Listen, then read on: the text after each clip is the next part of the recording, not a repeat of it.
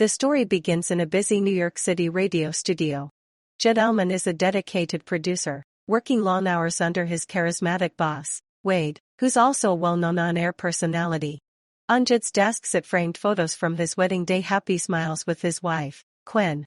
Today is her birthday. As the show wraps up, Jud approaches Wade to ask about the latest syndication numbers, hoping for good news. But Wade looks exhausted. He waves Jud off, saying he's heading home for a quick nap and will call later if anything comes up. Jud finishes his tasks, picks up a birthday cake with candles already in place, and heads home excited to surprise Quinn. As he steps inside their apartment, though, he hears strange noises coming from the bedroom. Curious and a little worried, he opens the door. There, to his complete shock, he finds Quinn and Wade together clearly in an intimate moment. They're not just talking. The scene makes it obvious what's been happening. Stunned, Jud demands to know how long this has been going on. Quinn stammers, trying to claim it's the first time, just a terrible mistake, but Wade, calm and almost casual, admits the truth. It's been nearly a year. The betrayal hits Jud like a wave. Without another word, he turns, still holding the cake, and walks out of the bedroom. Quinn scrambles after him, pleading and apologizing, but Jud just sits down, lights flickering on the untouched cake. In silence, he blows out the candles. Then he leaves the apartment, heartbroken and inconsolable. Quinn keeps calling him over and over, but Jud doesn't pick up. He's too shattered to speak. Later that night, his phone rings again. This time it's his sister, Wendy. She delivers devastating news. Their father has just passed away. At the funeral, Jud keeps his marriage troubles completely private. Family members keep asking where Quinn is, and he lies, saying she hurt her back, a bulging disc from a gym accident. Wendy, the only one who knows the real story, quietly mocks him for the excuse, but he stays silent. Their mother, Hillary, explains to the children that even though their father was an atheist, he wanted them to sit Shiva, the traditional 7-day Jewish mourning period led by their childhood friend, Rabbi Charles Grodner. That means gathering as a family, sitting on low stools, praying, and remembering him together. But the siblings have a complicated history, so they mostly sit in awkward silence.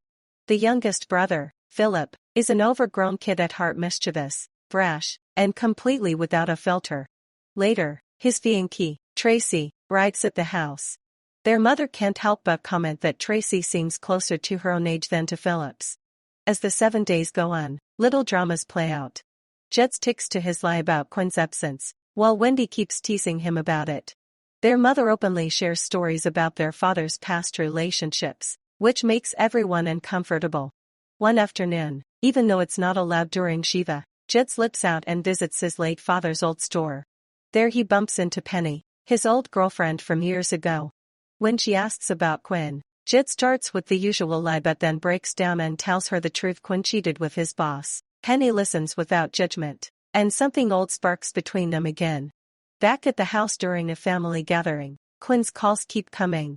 Wendy, a little drunk, urges Jud to stop hiding it all, saying the secret is eating him up inside. Right then, a guest innocently asks how Quinn is doing with her back injury. The pressure builds, and Jud finally snaps. He blurts it out. Quinn has been cheating with his boss for a year, and he's planning to divorce her. The room goes silent. Everyone is stunned. That night, the siblings sneak out to a local bar to escape the heaviness. Jud runs into Penny again. Over drinks, they reminisce about their childhood days, laughing and forgetting the family chaos for a little while. The next day, Philip drops Jud off at the skating center where Penny works. Jud tries skating, falls flat on the ice, and Penny teases him, calling him a total mess. He admits she's right, his life really is falling apart, with his dad's death and the breakup. In that vulnerable moment, their connection grows deeper. But things get complicated again when Jud gets home and finds Quinn waiting. She apologizes for showing up uninvited, saying he never answered her calls. As they talk, she suddenly feels sick and rushes to the bathroom to throw up. Then she tells him she's pregnant. Jud asks the obvious question, is the baby even his? Quinn swears Wade is sterile, so yes, it's definitely Jud's. She turns the blame back on him, saying he changed after they lost their last pregnancy years ago. He shut down emotionally and threw himself into work. Jud stays distant. He tells her that every time he looks at her now, all he sees is her with Wade in their bed. Quinn looks disappointed, They had always wanted a child, she reminds him. But Jud is cold, he can't get past the betrayal. As she prepares to leave, Philip walks in and overhears about the pregnancy. He's overwhelmed. Later, Jud shows up at Penny's door. When she asks if he had a rough day, he just says he couldn't think of anywhere else to go. She invites him in, and they talk late into the night. The next family meeting, their mother asks where Jud was the night before. He dodges, but Philip blurts out that Quinn is pregnant. Shock ripples through the room again. The following day, while Jud is with Penny, Quinn calls in a panic. She thinks she's having a miscarriage. Jud calls an ambulance and rushes to the hospital. He tells Penny the truth about the pregnancy. At the hospital, doctors confirm the baby, a girl, has survived. Then Wade shows up, making it clear he's still involved with Quinn. The doctor sends both men to the waiting room. Wade tries to act friendly, offering coffee. Jud refuses. Tension boils over, and they get into a physical fight. Philip and Wendy arrive soon after.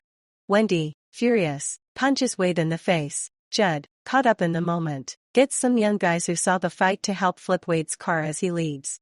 Wade finally admits he's not ready to be a stepfather and walks away from Quinn for good. Later, Jud tells Quinn their marriage is over, they can never go back. But he promises to be there for her and their daughter when she's born. In the aftermath, Jud apologizes to Penny for not being fully honest. He says he'll call her once things settle down. Realizing their feelings are real, Penny embraces him. Thanks for watching.